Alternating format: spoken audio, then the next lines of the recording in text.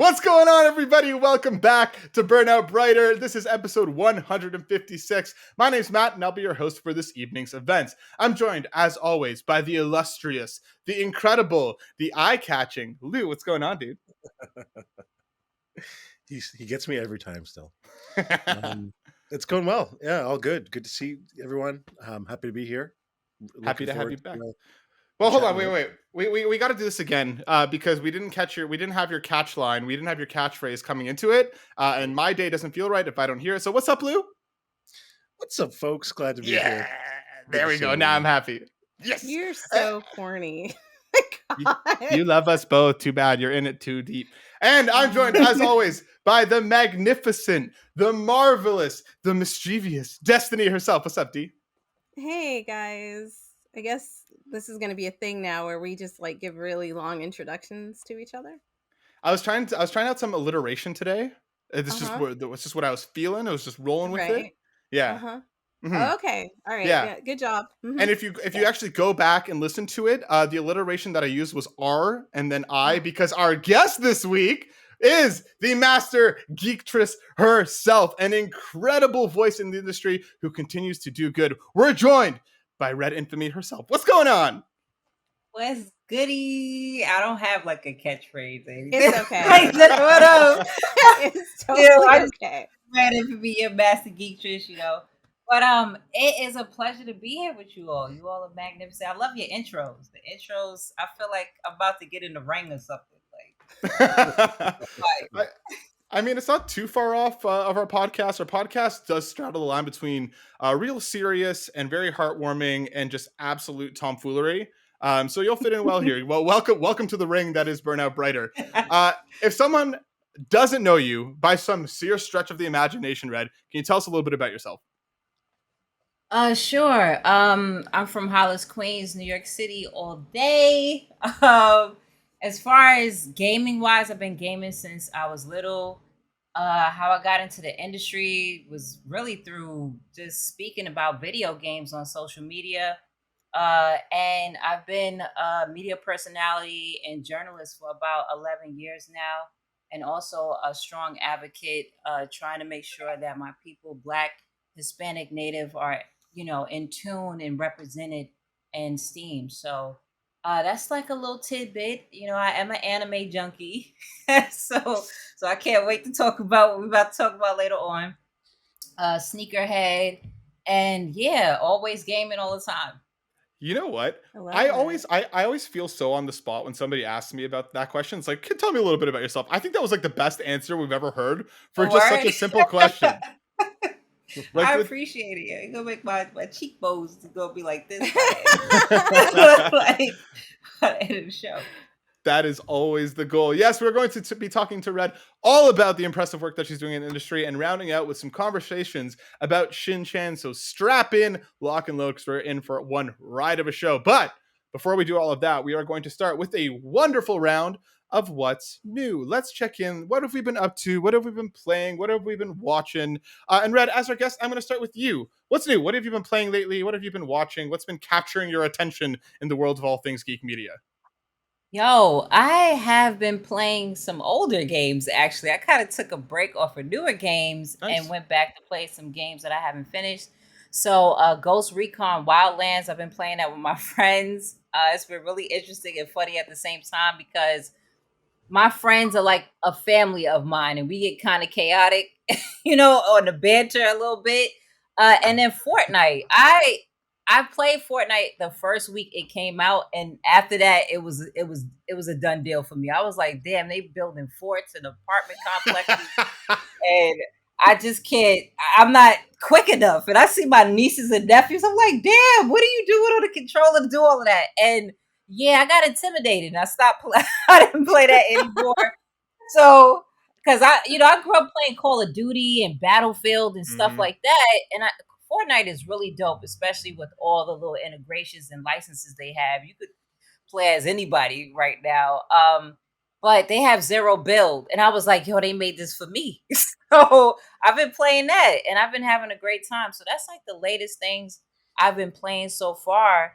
and I took a break off of Destiny. Destiny is like always my home game that I always go to. Like I've been a Destiny fan since day zero, like for real. Thank And you. Thank you. yes, day zero. I got a fellow Destiny. All right, fellow Guardian in the house. But yeah, that's what I've been playing so far. Nice. So I have to ask, coming back to Fortnite, because that was my experience too. I tried to jump in when it first came out.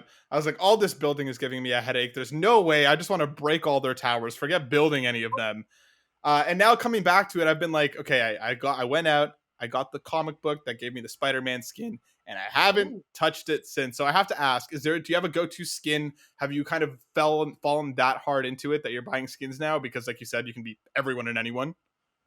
I'm upset because I missed out on a couple of skins. So I love the Akatsuki. I'm a Naruto fan. You see I got some Naruto stuff on right now, and Hello Kitty. But I have yet to buy a skin. Now Dragon Ball Z was out. I was like, do I want to wait?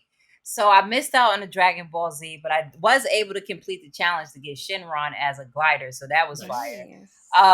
But the skins, they did have Destiny skins on there, and since I'm new, I would say to Destiny, I mean not Destiny, to Fortnite, I didn't know that they go away. Like they will go away after a certain time. So I missed out on getting my girl Ikara. I wish I would have had picked her up, but I can't wait to see. I know I think the new season comes out, I believe on the 18th, if I'm not sure. So I will be down to get the battle pass and all that other stuff, so I could always have skins to buy. But I've seen all kind of stuff from Naruto to Master Chief, and I seen Master Chief today with like the Blades of Chaos. Like, what other game would you see that? So yeah, that's some of the skins I hope they bring back again, so I could kind of pick them up. So let me ask one more thing before I move off Fortnite. Is there a dream skin, a skin that isn't in the game yet, that you'd be like, I will pay way too much money if they give me X? Oh, dang. That is a great one. A skin I would love. Probably Yoruichi from Bleach. That would be really dope to have her. Yeah, it would be Yoruichi from Bleach. I would love to have her as a skin. Nice, that's a good call. That's a good pick. Hell yeah! I hope your dreams come true one day. With the new Bleach season coming out, you never know. Maybe they're going to come back around. Knock on wood. Facts. Lou, what about you? What's new? What's been going on, my dude? Oh my goodness. So I'm still watching through Dragon Ball. Nice. We're finished Dragon Ball Z at this point, and we're on Dragon Ball Super, which is the first of the shows where I'm going in completely fresh. I didn't know anything about it going into it. Dragon Ball Z I'd seen before, but we were rewatching it from beginning to end, and it was great. But Super so far, I have slightly mixed feelings about the animation. I feel like a little bit of the charm has been lost because it's so polished and new. Mm-hmm. But so far, I really like the new characters, and I'm enjoying it. So I'm gonna keep watching it, of course. So yeah, just still powering my way through Dragon Ball. Still playing Hearthstone. Yeah, Matt, go. Yeah, I have a question, Matt, from the press pool. Are you just ignoring Dragon Ball GT, or are you gonna bother with that, or is it just straight into Super? Yeah, so I just skipped GT. Yeah, I understand. I know that it's got some good fights in there, but I hear it's a bit of a slog to get through, and some people even will skip the first 16 or 17 episodes. So I'm not sure. We'll see. If I'm still craving some more Dragon Ball action, I'll go back and watch GT, I think. Yeah. Nice. And then games wise, you're starting to talk about Hearthstone?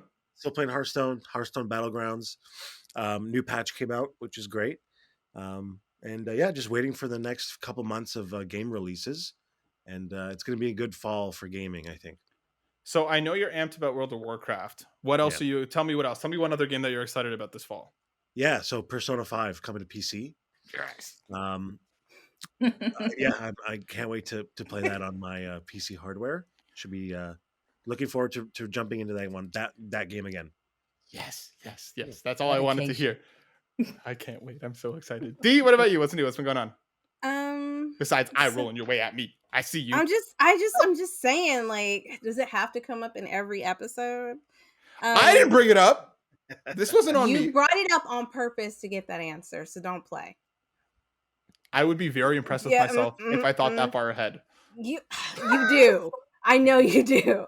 Okay, so anyways, I watched a couple of episodes of Clone Wars. Maybe like 4, because somebody asked me to watch like a specific episode with like General Krill. I love Clone Wars. Sorry, I didn't like it. I got really irritated as I was watching it, just because General Krill is a complete dick. Yeah, like I was just like, I don't understand. Like, I mean, like I figured I have a really bad problem with figuring things out as I'm watching it. Like I'm like trying to figure it out. So I hate watching it with people who don't answer my questions when I ask a question. So I can validate what I'm thinking, right? And so like it was one of those where I was like, oh my God, like he's a traitor. He just wants to kill them all. And I'm asking him and he's like, I don't know, you just got to watch it. And I fucking hate that. Just tell me because I asked you. Just tell me. All right. So, I mean, I'm going to keep watching it. Like, I'm one of those people where it doesn't ruin it for me. It actually excites me that I'm getting it right as I'm watching it, like that I'm figuring stuff out. So, like, yeah, my dad used to do that to me all the time. Like, I would ask a million questions. That's why he stopped watching movies with me. Anyways, I've also been playing Starbound. I jumped back into that. I don't know, guys, if you've ever played it before. I've been playing with Baron and a couple of other people, and that's been really fun. I think they streamed it yesterday on Starcross Gamers.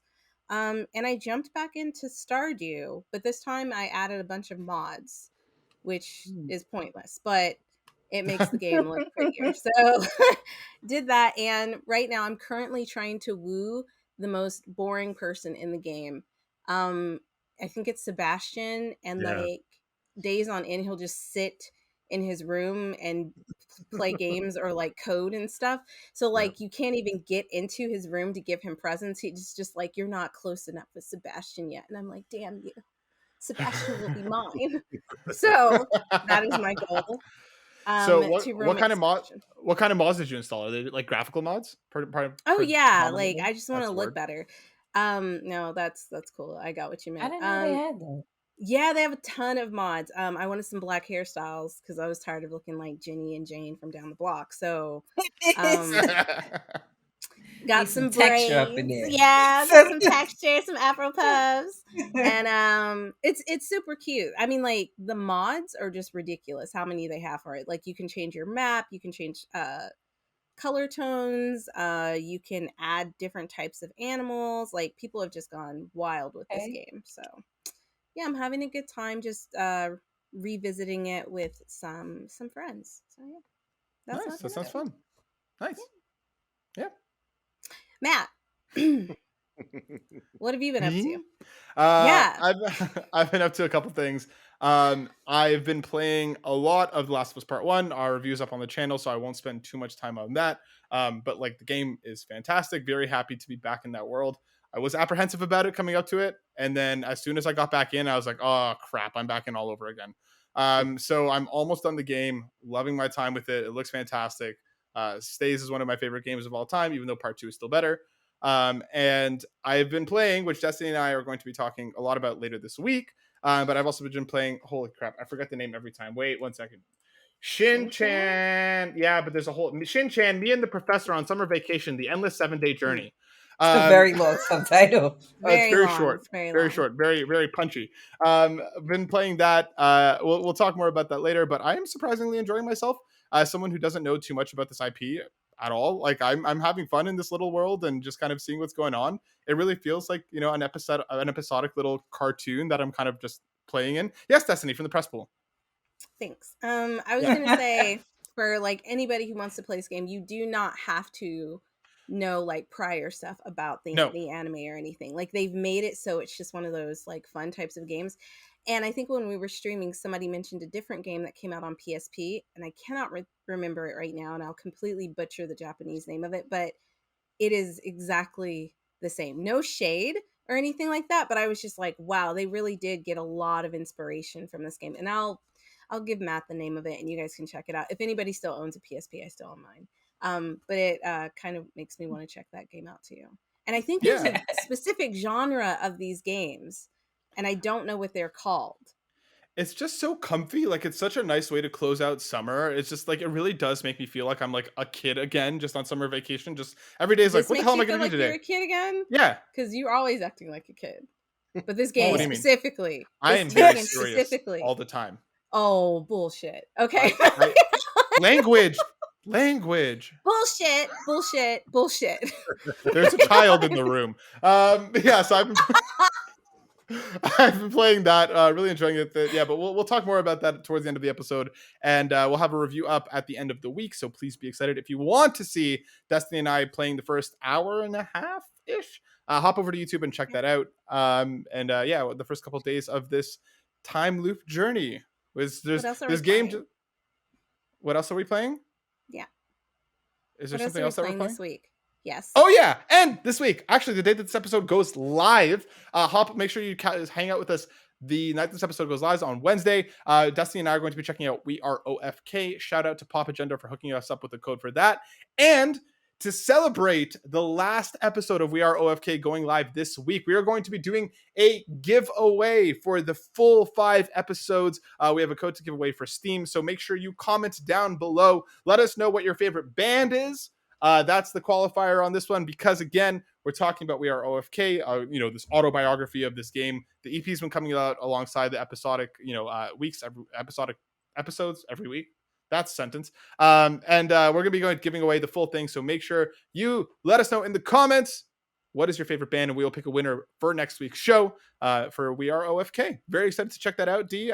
This is a game that I know you and I have been looking forward to for quite some time. Super excited. And I'm excited to get into it. In terms of what I've been watching, I'm back down the Taskmaster rabbit hole.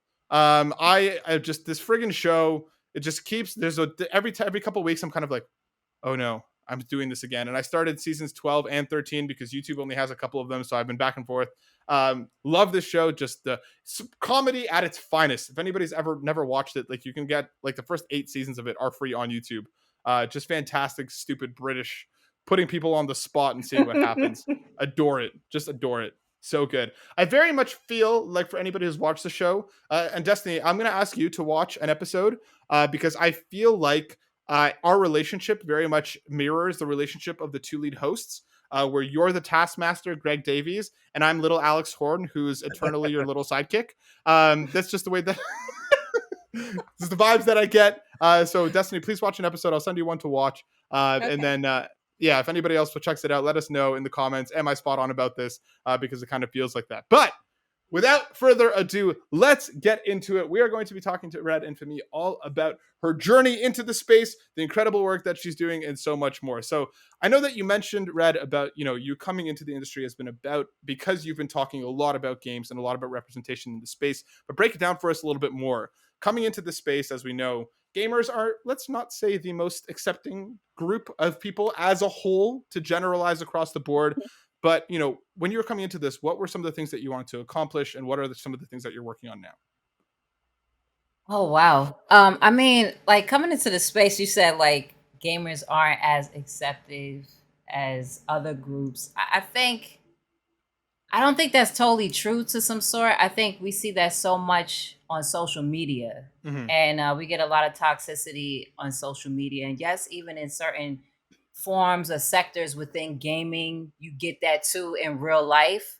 But I just wanted to find out. I was so curious behind who made the games that I love. I would go, when I was little, reading Game Pros and EGMs and things like that. And like, wow, I would one day want to go to E3. I would love to do X, Y, and Z and something of that nature. Journalism, I never thought I would be a journalist, like, period, whatsoever. But I just wanted to talk about my passions. During that time is when Twitter first came about, and I was like, this is a cool space to talk about it, but damn, it's not like a forum. Back in the day, you had the forums. Yeah. Today, people call it Reddit because they think that a forum just means Reddit.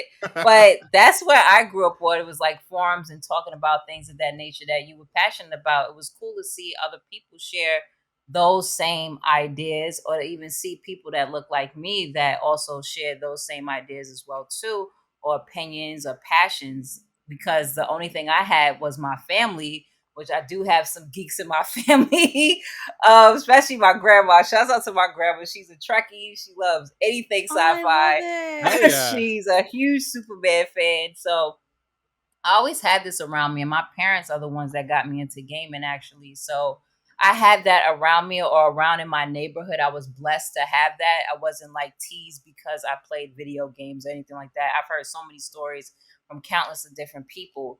But going into this, it was just about having fun talking about things or hearing other people's opposing views too. I think like nowadays people get so like, oh my gosh, you don't agree with what I agree with. No, they like everybody's not going to agree with you.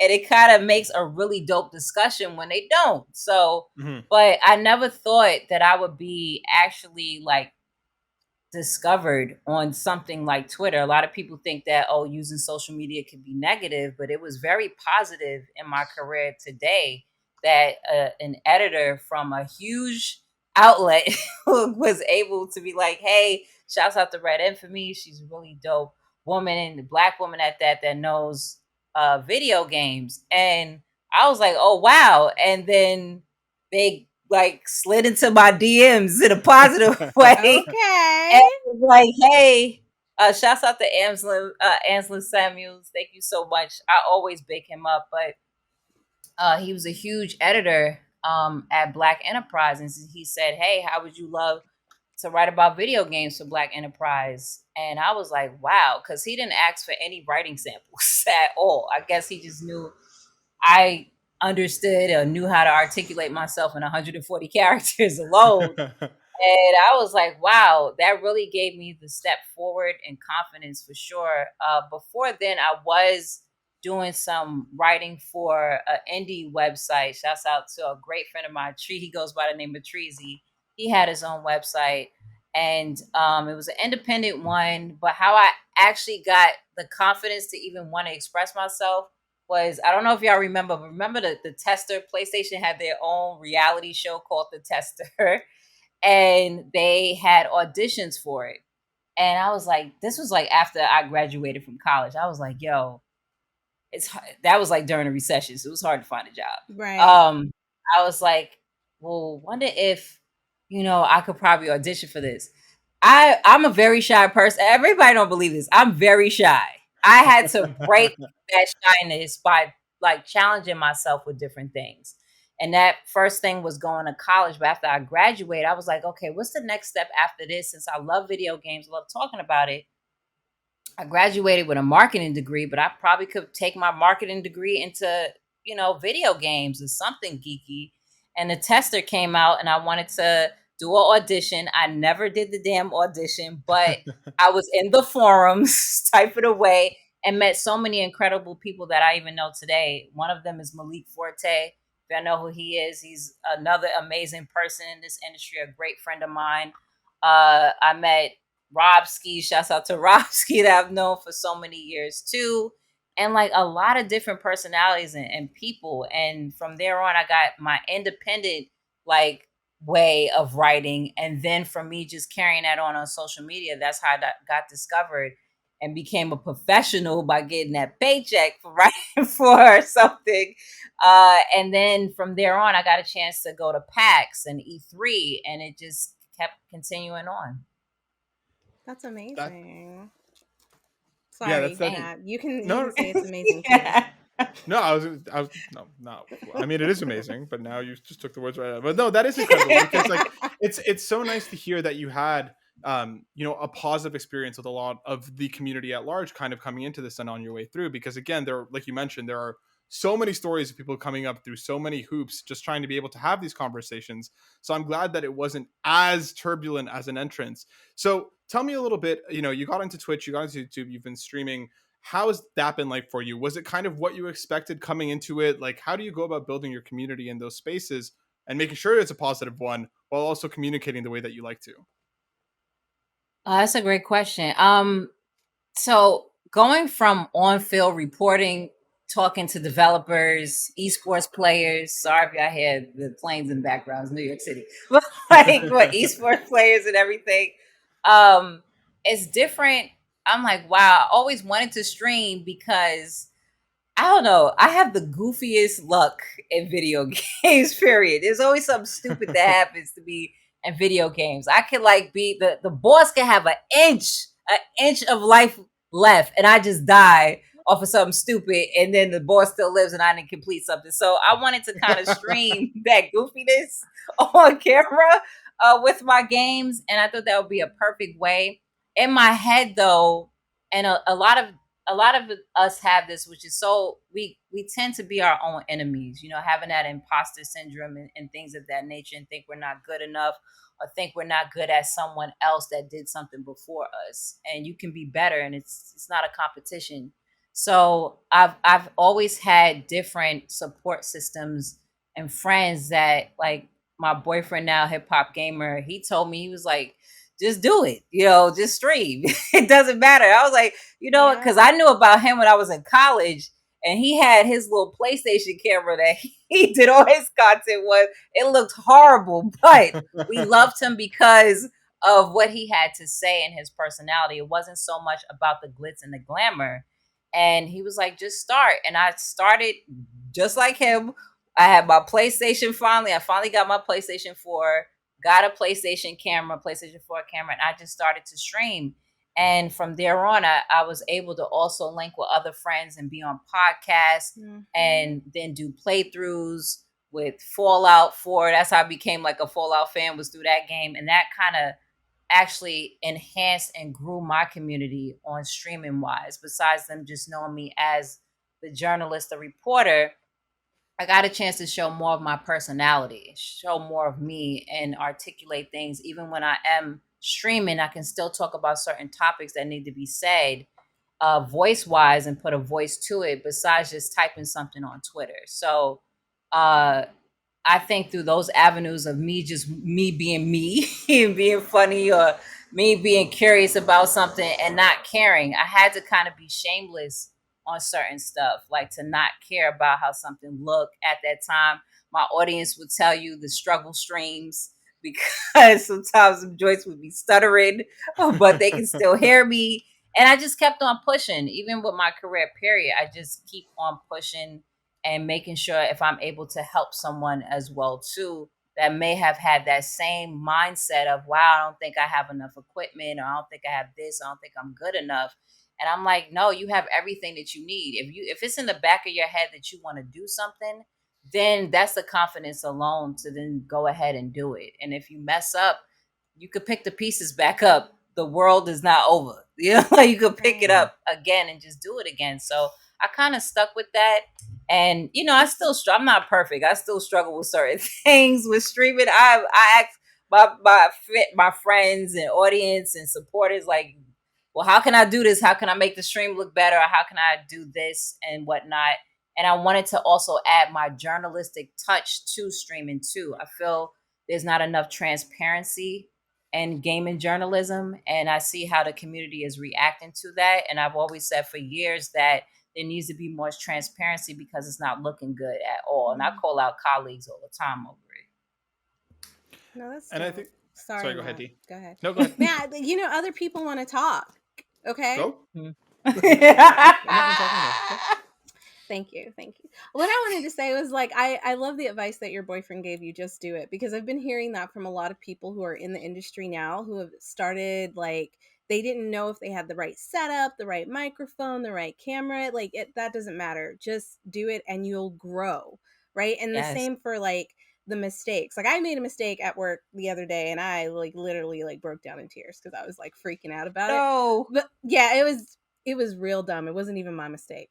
But because I took ownership of the project, they came to me first, kind of thing. And I remember, like, shout out to Brian, who's my director at Freedom Games. He was just like, you're going to make mistakes. You're probably going to make mistakes worse than this one, but it's all a learning process, Yes. And that's kind of like what I want people to take away from what you've said and what we've been trying to say. Because when we started out, we were in, like, this tiny hot ass apartment in South Korea. And wow. Yeah. We all worked together. It was crazy, and we were drunk, and Matt went to go, after we did the whole show, Matt went to go like check it, and like we lost all of it. Wow. Yeah. So then we were just Wow. like, Yep, I've been let's there, just done do that. it again. Yeah. Yeah, So let's do it again. just do it again. Take 2, baby. So yeah, for anybody who wants to start, because I know a lot of people who are watching are probably like, man, I wish I could do that. Like, I wonder how they got started. You just start. Just You just start. start. It doesn't matter Don't if think it's about it. janky. Yeah. Yeah. It doesn't matter if the Just background, start. like my background has like progressed so much from like when you when I first started. I think I had like a Hello Kitty and something random over here. I don't know. But you're a work in progress, and you will be until the day you die. That's just it. Like it's a Facts. continuous, like, practice doesn't make perfect, it makes better. So just keep going at it. And I admire you so much that like you're Thank you. doing all this. No, I'm so serious. There are not enough Black women in the industry who are out there just speaking facts about what's going on. And I love the fact that like you came on here, and it's not just about the negative aspects that you might have faced, but you were throwing out some positivity, because sometimes I think we see so much negativity that also stops us from pursuing things that we really want to pursue. So Yes. Thank you for that as well. Thank you. I appreciate it. You're welcome. But I'm gonna throw it back to Mac because I kind of cut him off. So go ahead, Mac. No, I mean it segues perfectly into what the point that I was going to make, is because like you mentioned that you're a shy person, and even you kind of getting into the space even when thinking about auditioning for the tester, just that thinking about it, right? Like these are very real hurdles, and we always talk about mental health, and we talk a lot about working on yourself in a positive light. So I wanted to ask you, especially in those introductory steps, or even now, like Destiny mentioned, we're all continuously learning and growing. How do you talk to yourself? Like, what are strategies that you use to deal with it? Because like, even for myself, like we'll be doing stuff, and like we've done this for 156 episodes now, and there's still be times where I was like, oh my God, we're going to scream. Like I'm nervous, I'm anxious. Like, you know what I mean? Like you still get into those moments where you're like, the imposter syndrome sets in, those moments where you're just like, I don't know how to handle this. Or, do you have any tips for people starting out? How do you deal with all of the, the anxiety, the nervousness, the imposter syndrome? Right. Yeah, I'll start with like my first interview, which what I look at is so hard. But other than that, it wasn't that bad, I would say. But my first interview was at PAX. It was for Borderlands 2. And I was like, yo, what am I gonna do? Or like, what am I gonna ask? And I was like, wait a minute. I'm gonna ask what the hell I always wanted to ask. Like, why, like, what's coming out? What's, what made y'all make these different characters? Stuff that I would have in the back. Like, any interview I do is never pre-written, because I love to keep it fresh. I just think about that's why I always keep my ear, my feet, the toes, 10 toes, whatever you want to call it, down to the community. Because even though I entered the industry over a decade ago, I never wanted it to get to me where I'm not in tune with what a regular gamer will want to know about the game. Not just the same old stale as questions that I see a lot of times from fellow journalists. Like, I wanted to kind of always have something fresh. And I love that. It's like freestyling, and I love hip hop. So it's like freestyling. So that actually kind of just having my own personality, even if it's goofy, awkward, or whatever. Everybody, no matter how awkward you are, no matter how goofy or whatever anybody tells you, it is a uniqueness of your personality. And I was like, I'm just gonna just let that happen. If it looks awkward, it looks awkward. But like, so it's just going forth. It's a really hard step. It's very easy to say, but in the back of my head, that's how I kind of got over having my first interview. I was like, please don't let me have an anxiety attack. I don't know where to and that's how I got over it. And that's how I kept the more and more. For anybody that wants to be in front of the camera and think that they are camera shy, I would say just record yourself. Like just record yourself about topics over and over and over again. I do it myself. I don't care talking. I was the only child for a minute, so I don't care about talking to myself. I'll record myself. Or I'll say something as if like I'm actually doing a show in a room. You would swear somebody's in the room with me if it's not my boyfriend in here. But I'll just keep recording myself or just pretending over and over again like I am doing a show to kind of just keep me up on, up to par on how to speak a lot of times. I love that. So I would definitely say just record yourself over and over and over and over and over again, as if like you're making a show. One of those might be a show you might want to upload. So definitely that's how, to me, to gain confidence. The more and more I got comfortable with speaking in front of a camera and to people, the less I had looked like, well, damn, she looked dry as hell doing this. Like, because my friend told me, like, I did a review for a headset years ago, and he was like, Ray, really? I was like, what? What's wrong? He was like, it looked like he was not interested at all in that review. And I was like, that's not how it sounded to me. But it was because I didn't prepare myself. So it's like how you have to prepare yourself for a test. Let's say if you want to be a driver on the road, you have to practice. You got to prepare yourself. And it's the same thing what you want to do with your craft. Whether you're a novice to someone that you may think you have mastery in it, that blade will always get blunt no matter what. So you always have to sharpen it. So that's pretty much, if I answered your question, that's how I kind of got over the anxiety of everything to this day. I'm still like, even in networking events, I'm like, okay, let me see how I'm going to talk to this person. And I just find a way and just kind of observe. I've always been an observer. So even like with networking, I try to just observe first and see how to kind of make that stance. But another tip too on how I even gain confidence or even give myself some kind of tips is I just love helping someone that is not there yet. So me even speaking to someone through what they're going through on how or whatever, it gives me kind of therapy too, because I'm like, and I am giving myself the same speech too while I'm saying, because this is coming to me right now. So that helps me as well. It's just helping people along on their journeys on where they want to go, even if it's content creation or just in real life too.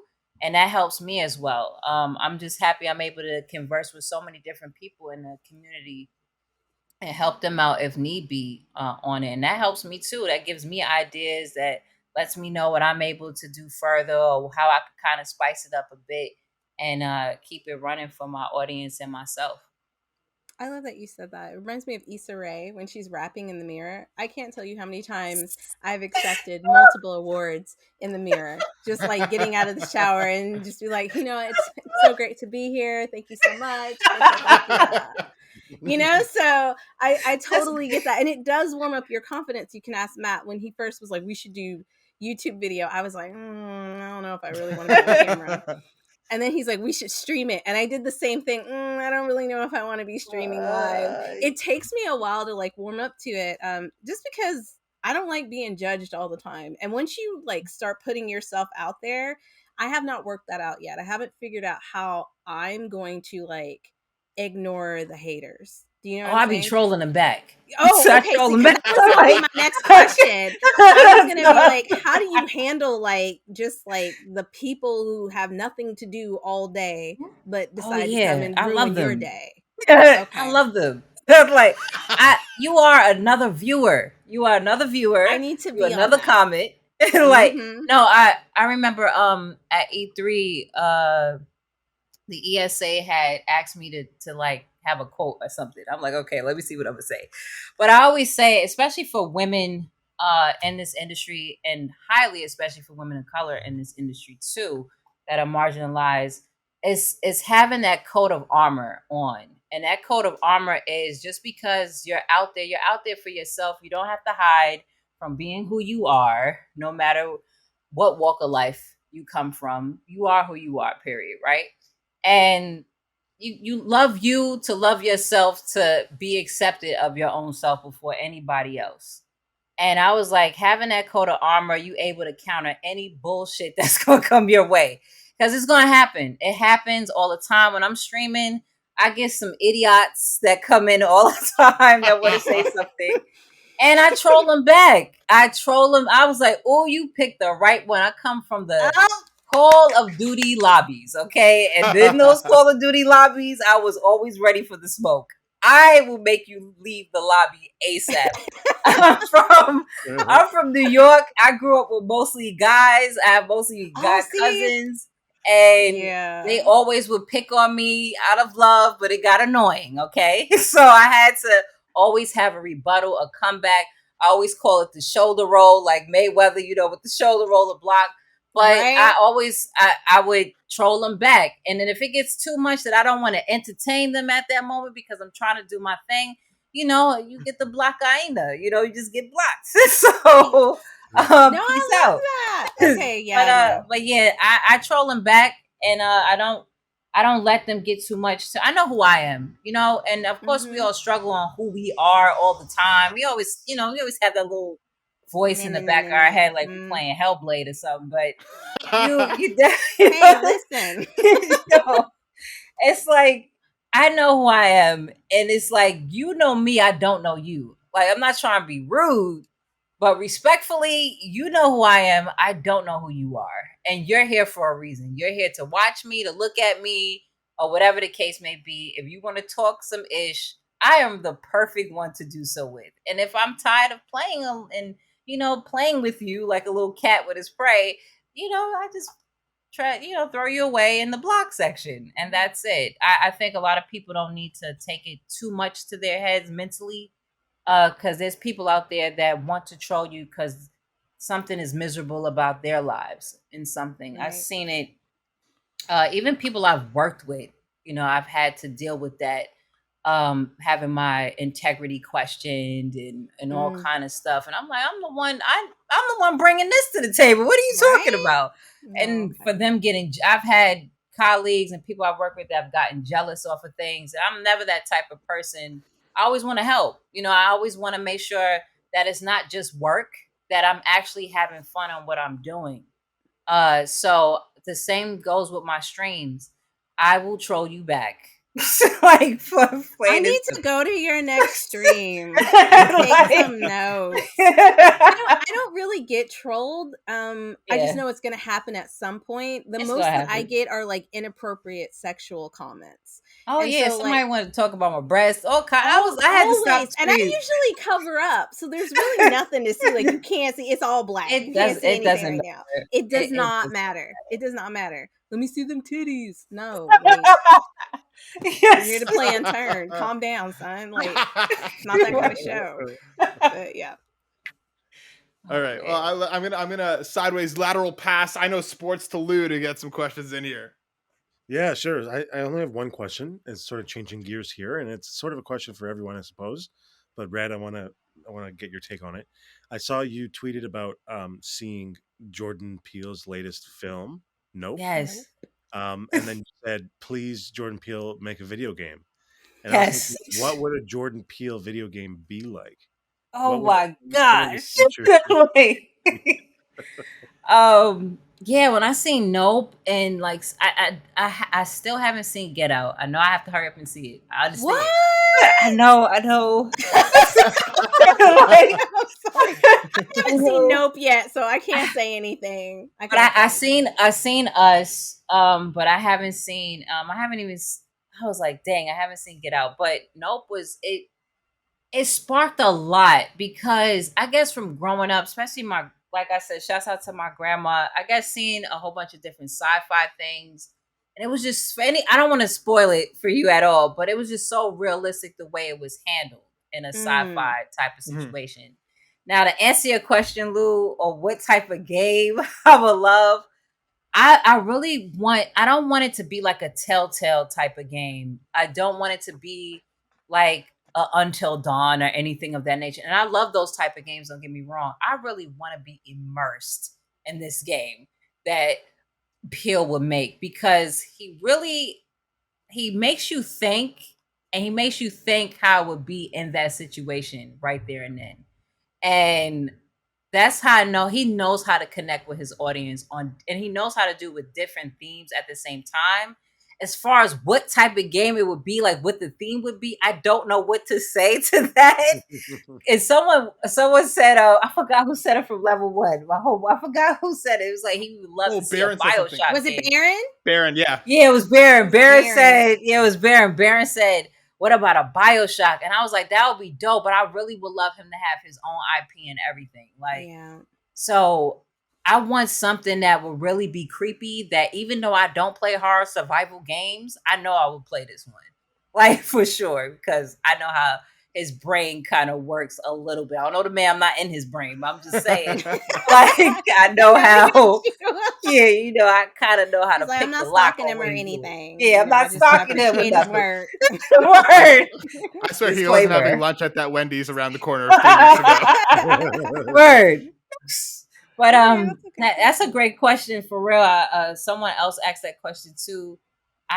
I don't know. I don't know what theme it would, but I definitely don't want it to be a telltale. I want to actually control what's happening in the game, or control everything overall in that matter for real. I really want it to be a story-driven game with it. So I don't know. It would be dope to still be co-op. I love how he has different characters in the game. So for everyone to have that same experience at the same time, I think that would be something kind of different that we'll have in this industry with gaming, if he would make something like that. I think he could really be, if he decided to go into gaming, I really feel he could be like Kojima level in terms of like the uniqueness of what his games could be. I think if you like give him something like a Control, like a BioShock, like a world that seems like it could be realistic, and then things start going a little weird as you're kind of progressing it. I think you're 100% right. Controlling the character would need to be a thing, but just like I feel like he would really play with our sanity in that game, like we've seen like Kojima do time and time again. Yeah. I feel like Peel, if he decided to go in that direction, could really creep us out in a really fundamental level in a really cool way. Absolutely. Yeah, he could. He has a lot of really dope motifs in his work, and a lot of different messages for specific people to catch. And I think him throwing those different things in it would be really great. You know how you have certain video games like, wow, this video game could be a book, versus how this book could be a video game. And I think he can definitely execute that. Yeah. I think Matt picked up on something when he said, like, I've noticed that all of his films start off very normal. Like, it's just an everyday thing. Like, people just are going out and doing their thing. And I guess you could say that for most films, but I feel like when the weird stuff starts happening, it makes sense, because then you go back and you pick up on the things that you were like, okay, I see what you did there, right? Us got me really bad. I figured it out like halfway through, and that was just because I was guessing and nobody else had seen it, so I couldn't ask questions like I usually do. But I was like, I feel like a switch happened somewhere. I don't know what's happening, but like it was really good, and the way that it ended was really great. What I'm excited about is he has an animation that's coming out. I don't think it's out yet, but it's called Wendell and the Wild. Okay. And I really want to see how he handles that, because I would like to see him do a game that's rated for everyone. And I know like a lot of his movies are like rated R and have like really scary themes, but if you look up Wendell and the Wild, it has a very Tim Burton-esque kind of film feel to it. And I think because I know he can be funny, I want something funny and adventurous from him. Do you know what I'm saying? I love what he's doing with his movies because he's sending a message. I got that. But for his first game, I would like something entertaining and funny, because I can get the messages from his movies. I know he's going to keep making movies. So I really want him to like surprise us with something like that you don't expect at all. That's a great answer. Yeah, that would be dope. That would be dope, like a whimsical... Yeah, for sure. You know, like some kind of weird fairy tale that stars black people doing black people things. You know what I'm saying? Yeah. So that's what I'm looking for. I mean, even to add to that, a lot of times, you know, just like how we're seeing all this foolishness with is it with Lord of the Rings or whatever what show is out right now that's on Amazon? Rings of Power? Yeah, the Rings of Power. But it's like, it's as if like, okay, black people cannot ever be seen in a fantasy world or anything of that nature. So it'll be dope to see that, you know, if he would create something of that nature, because you don't tend to see that a lot. Right. Even with certain genres or whomever is creating the game, whether it's someone black behind it or someone that whomever is creating, you never get to see that a lot of times. That's why we can be of course, superheroes and on spaceships too. superheroes, spaceships, aliens, whatever the case may be. Right? Whatever, like an amiibo, I don't know, like like it could be whatever. Like really weird when you think about Hollywood and how like they've excluded so many people, even though the world is filled with all of us. Do you know what I'm saying? You gotta have those different do. perspectives, or it'd be very bland and boring. Like, come on, like but when you go back and watch musicals, now, I'm not hating on musicals. I do enjoy a good musical myself, but like, you know what I'm saying? Like, you're like, all right, but no, I absolutely agree with you. I want to see more. Me personally, I stopped watching, and this has rubbed some people the wrong way, but I've stopped watching shows that or movies or anything that's coming out new that doesn't have a diverse cast. Like I feel like it's not for me then. If I can't see myself in it, I don't want to watch it, right? So if there's a new Cinderella coming out, if there are no black people in the background doing something in Cinderella or Native American people or whatever, then it's not for me. It's not. It's like I have the same sentiments. I forgot to tell y'all what I've been watching a lot. Oh yeah, I heard you go through your whole you go through the whole journey of Dragon Ball Z, and I was like, wow, I'm feeling that because I'm like, yo, I'm going through this whole journey with One Piece right now. Nice. And I was like, damn, I was like, yo, I'm so heartbroken and regret that I didn't like give this anime a chance when I was a kid. And I was like, I'm watching Cowboy Bebop and Trigun and stuff like that. I was like, but Cowboy Bebop. I know, but Cowboy, I know. Like, get it. But it looks so cool. So I was like, and I grew up watching like Dragon Ball Z. I was watching the VHS where I had to pretend to understand.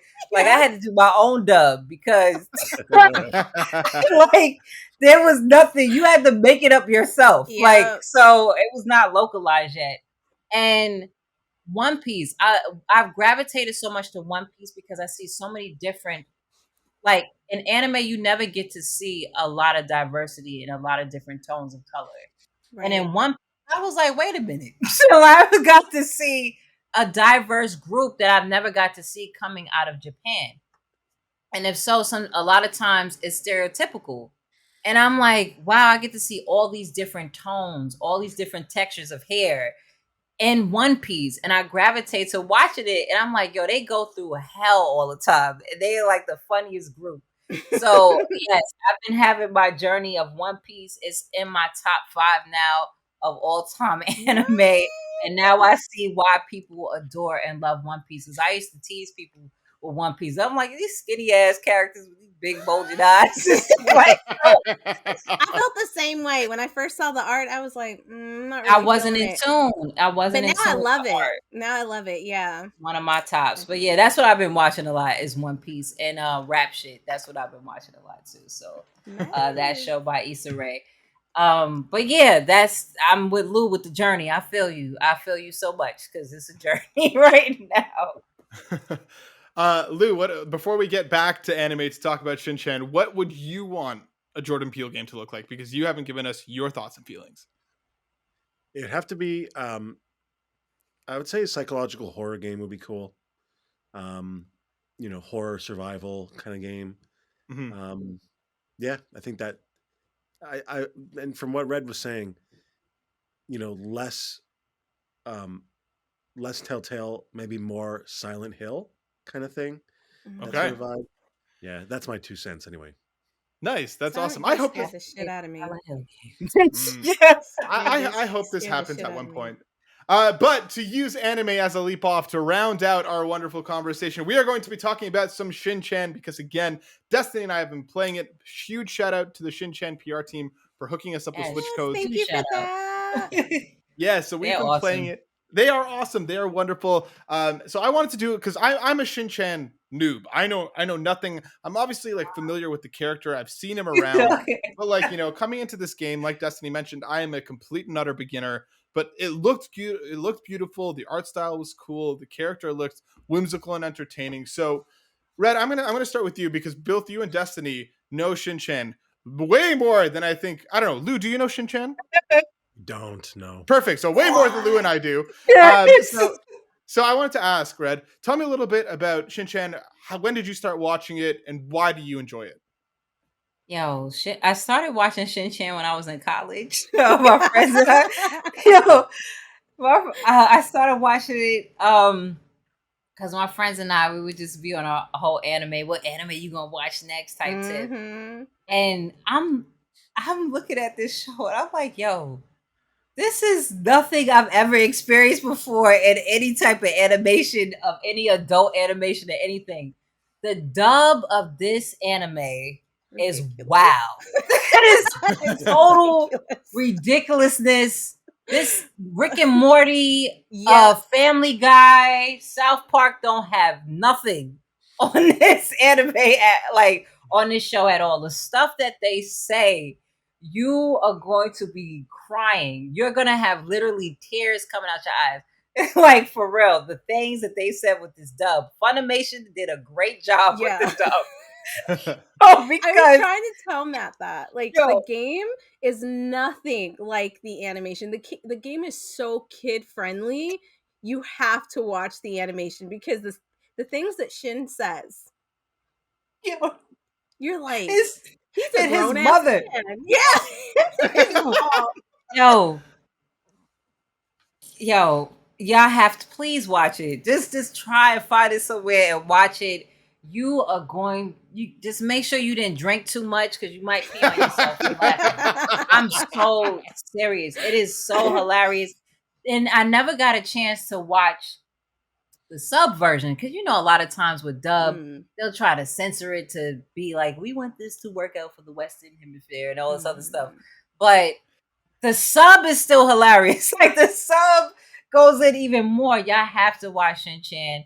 Just like what Des said, it has the video game is so cute, chill, and relaxing that when you watch the show, you can be like, wait a minute, why didn't they add this to the game? Thank you.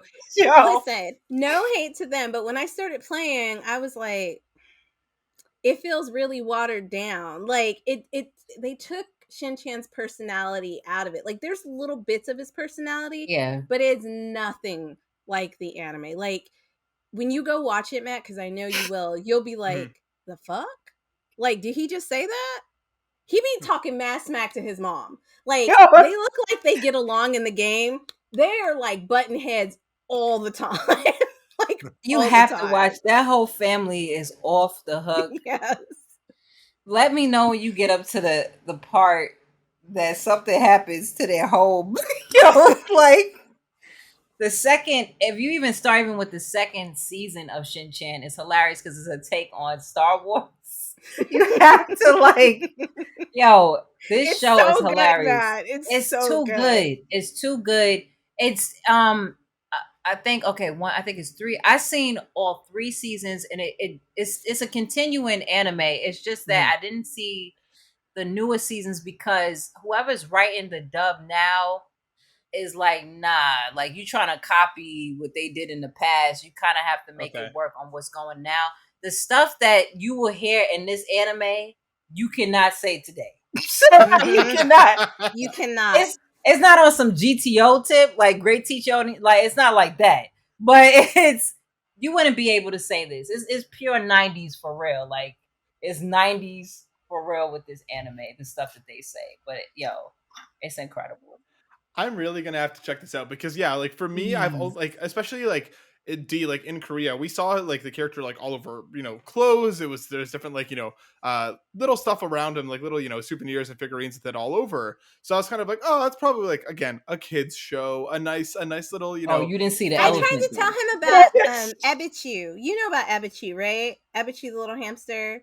Do you know what that is? Mm-hmm. I was trying to tell him because, like, in South Korea, like, little kids have like Ebichu like all over their clothes, their backpack, and I was like, that is the most perverted anime you will ever watch. It is the most perverted anime, and like, these kids are like, "Oh, Ebichu," and I was like, they have no idea. Ebichu is straight up for adults. It is straight up for adults.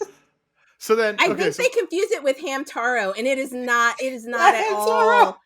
Like Ebichu is like Pornhub versus like Nickelodeon. Holy Jesus! Super pornographic. It is super. Yeah, I think they thought it was Hamtaro. They thought it was Hamtaro. So then, it's not the same. So we've all been well. I mean, 3 of us have been playing Shinchan. We'll get D and I's full thoughts about it as we get into our review a little bit down the road. But Red, tell me, what do you like about it so far? How are you feeling about it? Like, are you enjoying your time with the game? Do you miss that humor? Like from what you played, how are you enjoying the game? I didn't get a chance to play that much because I've been all over the place covering stuff, even remotely. But from what I got to experience, even the short, I was like, nah, where's the like the dark humor and where's like the disrespect with his mom and his father? They kind of put something in there like his father's feet is always off the chain. His feet is always Metro Boomin stinking, like for real. So the stink feet. But it seems like a really chill game. I do love. That's what I love. I love how there's always something different with video games. Like if I want to play something chill, I'll play something chill. If I want to play something cartoony, I'll play something cartoony. That's not so damn stressful all the damn time. That's why I've been enjoying Fortnite, and because it hasn't been sweaty. I haven't run into any sweaty people yet. The sweaty, being a tryhard. but I don't want to play Battlefield and Call of Duty all the time. I want to play something a little bit more colorful. So that's the same thing even with games with Shinchan that I do like. It is one of those, like you said, it's a really good game to play to kind of smooth out the summertime going into the fall. I do get that sense for sure. I can't wait to play more of it to see, because it looks like an adventure type thing, of course, what they're saying, and having a journal. That's kind of what our teachers wanted us to do during the summertime. That never worked. What did you do for summer vacation? None of your business. I wish some random hell out of my cousin. That's what I did. Threw him down the steps. That's what happened. I wish a random professor came up to me and he's like, "Do you want a camera that will transform all of it, looking into like exactly like beautiful colored pictures?" I'll be fired. I would have had an awesome book report. Yes, indeed. Yeah, I do agree. Like, it is a very chill, relaxing experience. It's very, very beautiful. D, we'll save our thoughts for our review later this week. But tell me, just spark notes it for me. How do you feel about the game so far? It's one of those games that you can pick up and put down, which I like. Because I feel like I'm the type of person who I don't play a lot of single player games. And if I'm really into a game, which Matt knows, I'll finish in a record time because I'm super into it. But with this game, there's some repetitiveness to it. So I feel like after a while, I need to put it down, right? And then I can pick it back up later when I feel like I want to play it. It's really, really cute, but it's definitely a game that's made with children in mind. And so I was not expecting that. Going from watching the show, I had a whole different idea of what this game was going to be. But it is really cute. And I think if you have kids that like to play games and also want to learn things, because there are things that you can learn within the game, you should definitely pick it up. Yeah, I'm enjoying it a lot so far, more than I expected. As somebody who has no base for anything, and me coming into it, I was like, yeah, this is kind of what I thought it was going to be. It has some zany humor. There are some moments that caught me off guard.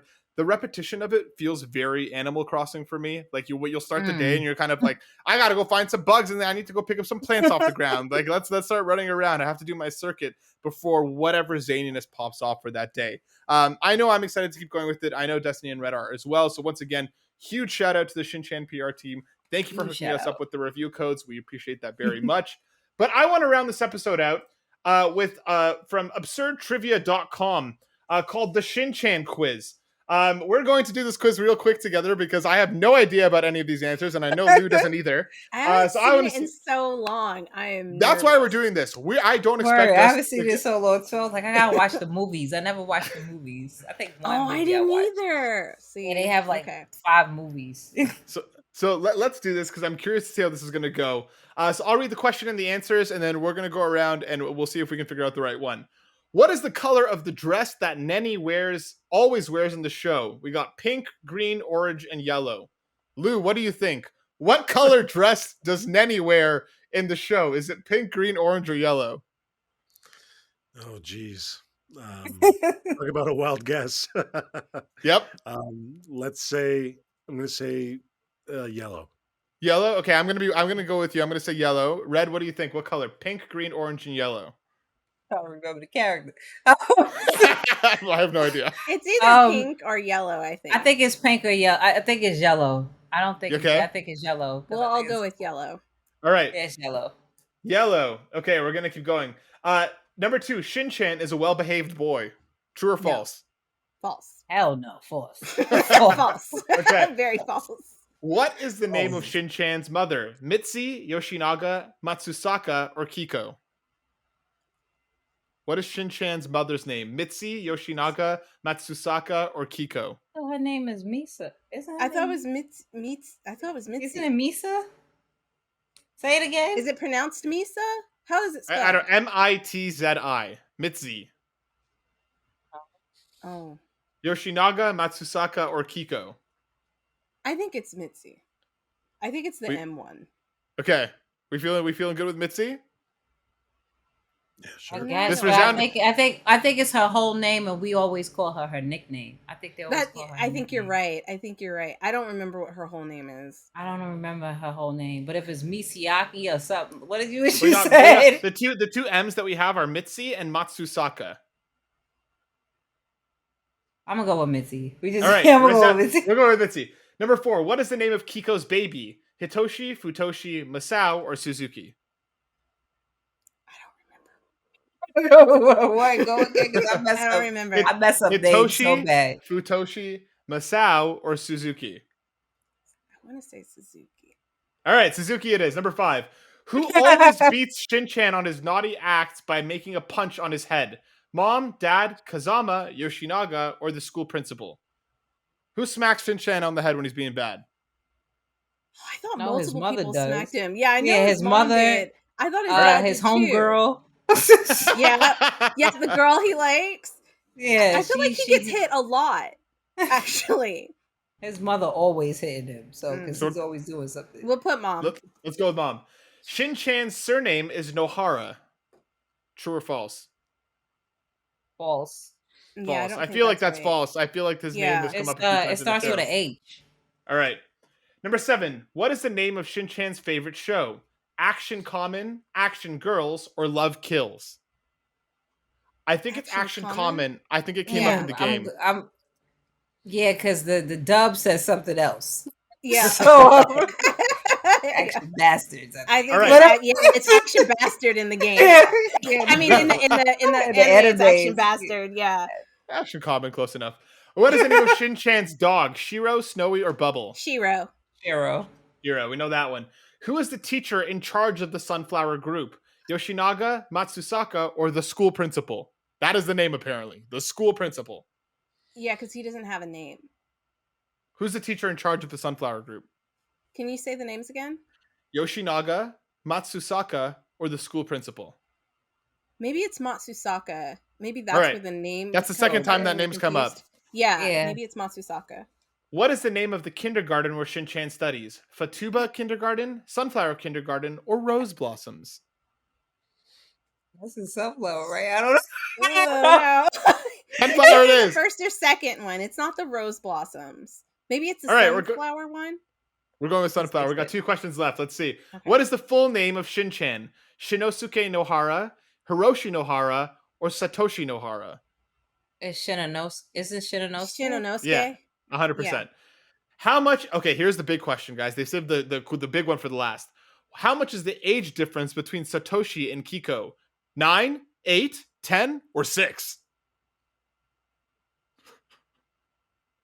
Damn. I guess 6. All right. I would say 6. Yeah. Submit 6 our is good. answers. Let's see. We scored 50%, which is, you know what? Yeah. Better than I thought it was For going to not be. having seen it in forever. Yeah, you know what? Take that as the win. I'm So gonna take the that. color of the dress was pink, so you guys were right. Oh, We just steered. wow. I think Lou Okay. and I steered you astray. Shin-Chan is not well behaved. We got that one. Shin-Chan's mother is Mitzi. We were right about that. Okay. Kiko's baby, Hitoshi. We put Suzuki. Hitoshi. Should have known that, guys. Come on. Yeah. Who beats him on the head? Mom. Yep. Shin-Chan's surname is Nohara. That's true. Yeah. Oh, no. Okay, Wait, so it's Hold on. So I guess something's silent because isn't. Yeah. Oh, that was a true or false question? Yeah. Yeah. Oh, I thought you were asking what his. I don't remember it. How like was that. it That spelled? only happened like 2 seconds ago. How is Nohara it is spelled Nohara. Oh, I'm getting confused with something else. Yeah. I'm getting confused with the game. I think I have no idea what any of this is. Shin-Chan's favorite show is Action Kamen. Shin-Chan's dog's name is Shiro. The teacher in charge is Yoshinaga, so we got that one wrong. The kindergarten was Fatuba Kindergarten. We got that one wrong. Fatuba. Okay. We got his name right, but the correct answer for the age difference was 9. Satoshi is 21 and Kiko is 30. That, my friends, brings us to the end of this wonderful episode. Red, thank you so much for joining us. It was a pleasure having you with us. Awesome. if people wanted to find more of you, where could they do so? Hit us with those plugs. Everything is REDinFamy across the board. So everything, even if you wanted to play a game with me, it's REDinFamy. Also, my site geekgametyte.com will be up soon. And I also do a podcast with Afropunk on Wednesdays on Twitch. So you could go to twitch.tv Afropunk. But yeah, everything from Twitch, YouTube, Twitter, you name it, is REDinFamy across the board.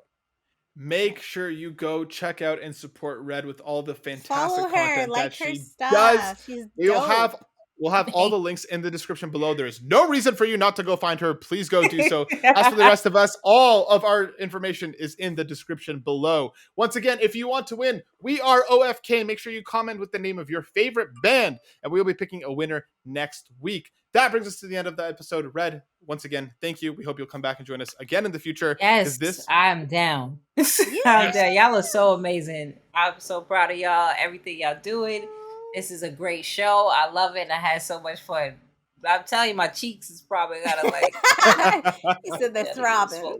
Yeah, throbbing. Laughing and smiling. That's always the goal. Thank you so much for saying that. That means a lot to us, very, very much. And we definitely will have you back. Once again, everyone, this brings us to the end of the show. Thank you so much for watching, and we'll catch you on the next one. Peace. Deuces.